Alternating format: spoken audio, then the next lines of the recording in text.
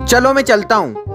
ओए रुक, ये अचार कहाँ ले जा रहा है? ये अचार मैं घर ले जा रहा हूँ। यहाँ पर ऐसा कहीं लिखा है कि यहाँ पे सामान फ्री में मिलता है जो उठा के चलते बना? अरे अभी कर देता हूँ यार पेमेंट, ये ले डन हो गई। 1 पैसा प्राप्त हुआ। ओए सुन रुक, तू 1 पैसे में इतना सारा सामान ले जाएगा क्या? अबे तू जानता है क्या मेरे को? अच्छे तरीके से जानता हूँ तुम जैसों को। तू बता दे कितनी पेमेंट करनी है? ध्यान से देख, 500 रूपए भेजना है। 800 प्राप्त हुए। 1000 रख तू। 1000 प्राप्त हुए।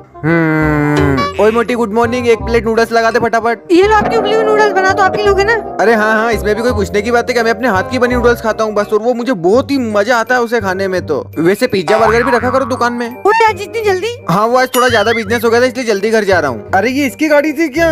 मेरे 500 रूपए।